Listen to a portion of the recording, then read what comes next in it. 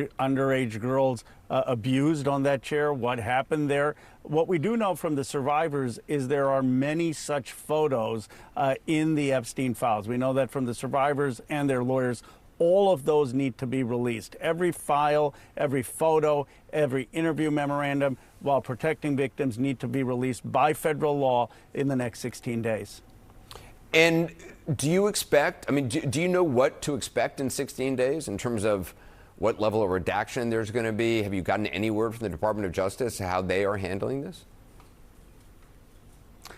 Congressman Massey and I have requested to meet with Attorney General Pam Bondi or someone on her team handling the investigation. So far, we have not heard back. We're going to continue to pursue it. Of course, Congressman Massey is on the Judiciary Committee, so Pam Bondi will be coming before that committee. But now every person at the Justice Department who does not cooperate in releasing these files would be violating federal law, that they would be subject to federal penalties. So we expect that there will be a release, and we're going to continue to fight to make sure that it is transparent and complete.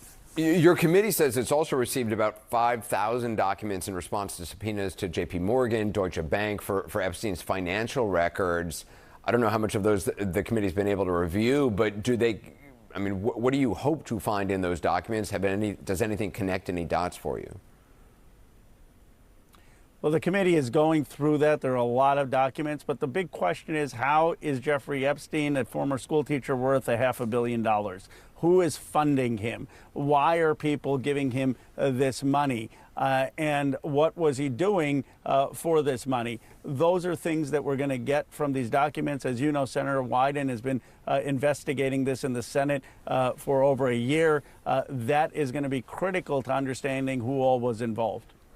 We've talked about Ghislaine Maxwell planning to ask a judge to release her from prison. The Atlantic, an investigative reporter, joins me. Also with me, independent journalist Tara Palmieri, host of the Tara Palmieri Show podcast. Appreciate both of you being with us. Sarah, what do you see as the significance of these images? I think it's very significant on a couple fronts. One, I think that we are, for the first time, seeing inside of Jeffrey Epstein's home. It's the place where some of the most horrific sex crimes occurred, and some real, criminal conduct. But I think what's important for me as an investigative reporter is that these images we've never seen inside, and they correspond and speak to what so many of the women who were abused on this island, how they described the rooms, how they described the layout. It just gives them additional credibility for the kind of really horrific things that they have described, not just to journalists, but also to members of law enforcement. Yeah, I mean, Virginia Giuffre, who has died, had said that some of the worst abuse she suffered occurred on this island. Absolutely.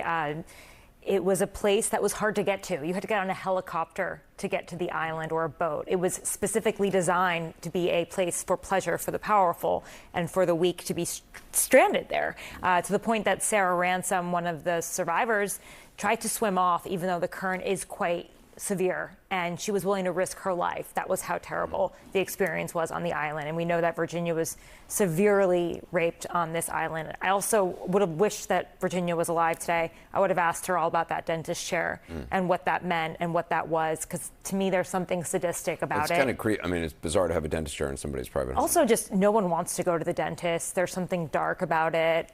The masks on the wall. There's a leeriness to it all. It's almost like you're walking through a crime scene. I mean, you are walking through a crime scene. When I see the rooms, they're kind of hotel type rooms, could be for anybody.